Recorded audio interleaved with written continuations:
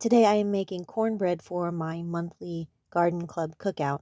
Now, I've told you this before. If you find that you're not getting invited to stuff, it could be that you made big or small social faux pas, errors, thoughtless things that you did, and other people noticed it. And typically, other people will not inform you when you do things that they consider rude or thoughtless. They just won't invite you back. One of the most thoughtless things that you can do is to come to a cookout empty-handed. Now, I understand that a lot of people are on a budget, but this is one of the most budget-friendly recipes. Everybody likes to see cornbread at the cookout. So don't come empty-handed. Don't bring some afterthought bakery item from Walmart that nobody really likes. Let's make something homemade. We're going to need a cup and a half of buttermilk, an entire stick of salted butter. We will need one generous cup, that's a little more than a cup, of uh, plain flour, which you see in that bowl, along with 2 teaspoons of baking powder and 3/4 of a teaspoon of salt. Do not ever use self-rising flour or recipes that call for self-rising flour in cornbread. Um, make it this way.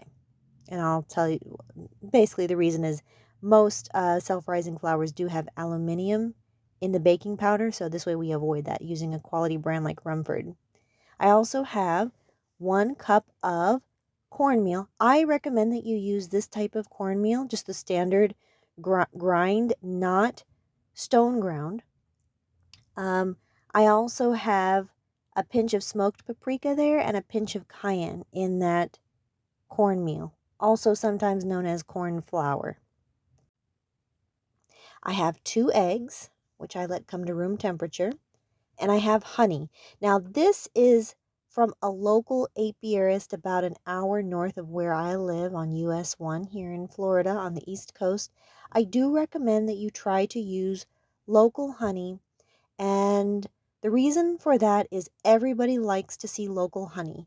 If you have people at the cookout who lean more left, they like the idea of supporting, shopping local. They like good animal husbandry. They love caring for the bees. And if they lean more right, they don't like the idea of the made in China bear honey from the store, funny honey.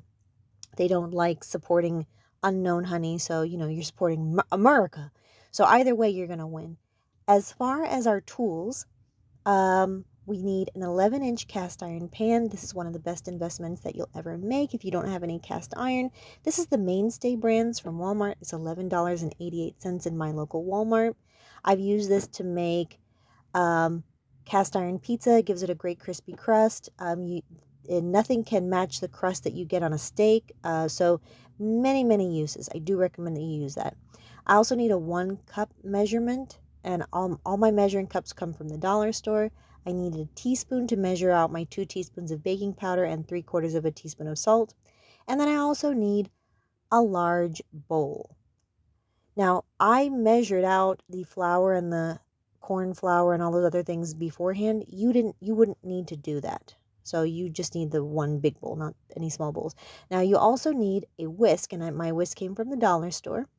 And then this is optional. I like to use a spatula to scrape down the sides of the bowl. If you didn't have that, the whisk can do the job pretty well too.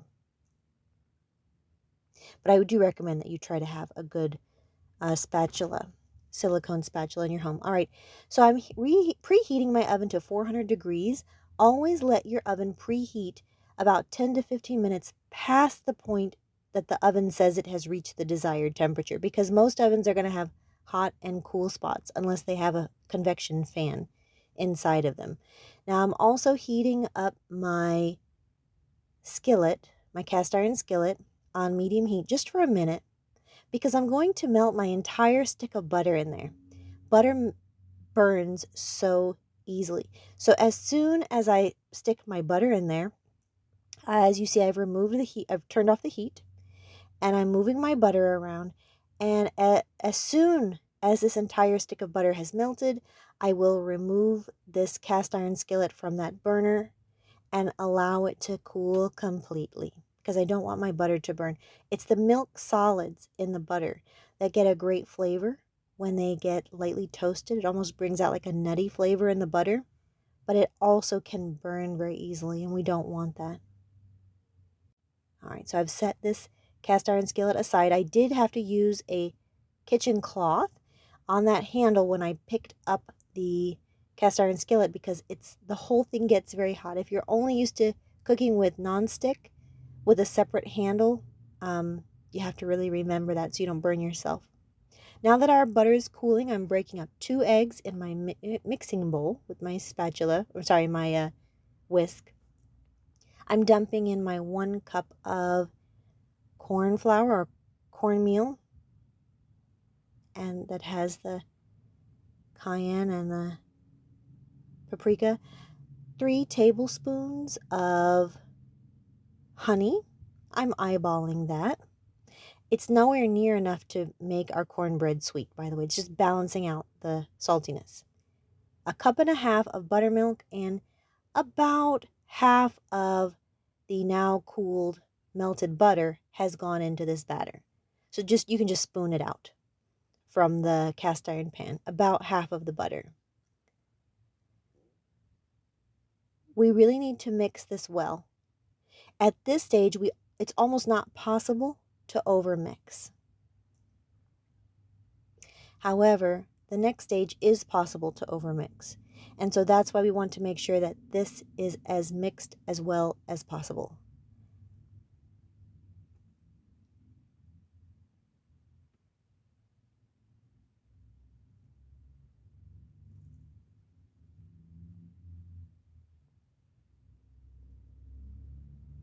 Okay, now we're going to put in our flour, salt, and baking powder mix. I am going to mix that, stir that up. I really want that to be as even as possible. That will cut down on our total mixing time. And if you've seen my other baking videos, you'll know the reason that this next step can go wrong is that flour contains gluten. And when we mix up flour too much into wet ingredients, gluten activates. Gluten development is great for making breads. It's what gives the bread that texture. That is not a texture that we want in cornbread, however. We want cornbread to be more light and fluffy, not chewy like pizza dough, for example. So we only want to mix this until the point that everything is evenly incorporated.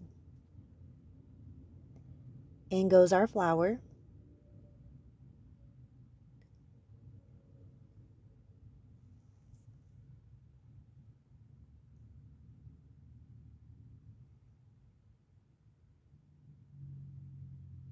Now my bowl was moving around a little bit here, as you can see.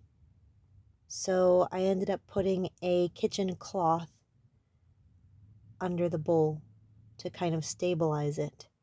Because as you see, it was moving around there. I was only using one hand. So I just put a kitchen cloth there underneath that. You may be able to see some bubbles developing. That is the baking powder taking effect and interacting with the buttermilk. Baking powder needs some kind of acid to activate. That would be, yogurt, buttermilk, vinegar. So we're going to let that batter sit for exactly 7 minutes. 7 minutes, and that's going to give the baking powder a chance to rise and do its thing. And then we're just going to scrape it directly into our now pretty much cool cast iron pan. If we didn't allow for that step, then our baking powder wouldn't have time in that very hot oven to work its magic, and it wouldn't rise to its full capacity. And we might also taste the activator baking powder a little bit more than we want to. So go ahead and let it sit for 7 minutes. That will also prevent unnecessary cracking in the oven. So that went into a 400-degree oven for exactly 30 minutes. And then we took it out and we let it cool.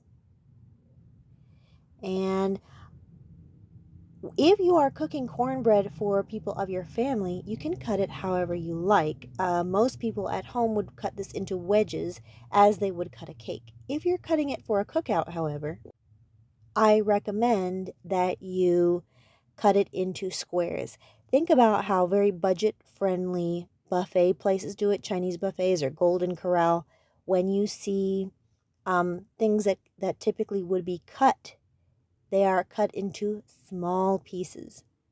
And that enables people who want a small piece to get a small piece and not waste a lot. If someone wants more, they can just go for 2 or even 3 pieces. Yes, you can use knives directly in a cast iron. It won't hurt it, unlike a nonstick. Now, this recipe is a cross between a southern and a northern cornbread. Southern cornbreads are tend to be drier and then what I've done, and I just don't care for a crumbly, dry cornbread. On the other hand, northern cornbreads, to my mind, are far too much like cake. People put way too much sugar in them and too much flour, and it's like if I wanted a piece of cake, I would have gotten a piece of cake. I wanted cornbread. So this is kind of a hybrid. It's between the two. You have enough salt, but you also have enough sweetness to balance it out. I recommend that you do have an additional stick of butter and some of that honey to go along with this cornbread. And yes, you can put in cooked fresh kernels of corn into this. You can put in up to a third of a cup of sharp cheddar shredded. You can put into up to a quarter of a cup of finely diced jalapenos. I don't recommend that you do that because, and I apologize in advance if I offend anybody, I'm telling you this out of love. Caucasian people have a tendency to try to put everything but the kitchen sink into their potluck dish. No, this is not the way. Your dish is not meant to be everything to everybody. I even saw a recipe from, I think it was Food and Wine, and they're like the gourmand aficionados, so they should be ashamed of themselves. They actually shared a recipe for macaroni and cheese that included raisins and radicchio, so like purple cabbage. How shameful. No. um, there are ways that we do things. Cornbread should be a little bit more on the plain side. If you'd like to jazz it up a little bit and add a little bit of cheese, jalapenos, and maybe some kernels of corn, that is fine, but that should be in addition to a plain cornbread that you also bring. I recommend that you factor this recipe for about 8 people at the potluck or the cookout. It is really up to you to kind of get a handle as to how many people are expected at any cookout so that you can try to feed everybody. Remember, you are bringing the cheap dish, however much it is desired by everybody. I mean, it is the budget friendly dish. So if other people are bringing ribs and expensive things, you're bringing the budget friendly thing. Try to bring enough for everybody. So this will account for about 8 people. So, factor that in by how many people are coming. Try to find out who is the main organizer of this cookout. Who is the main point of contact? This is the cornbread that will consistently get you invited back to the cookout. With Memorial Day just around the corner, I hope that you will consider making this. Take care. Bye.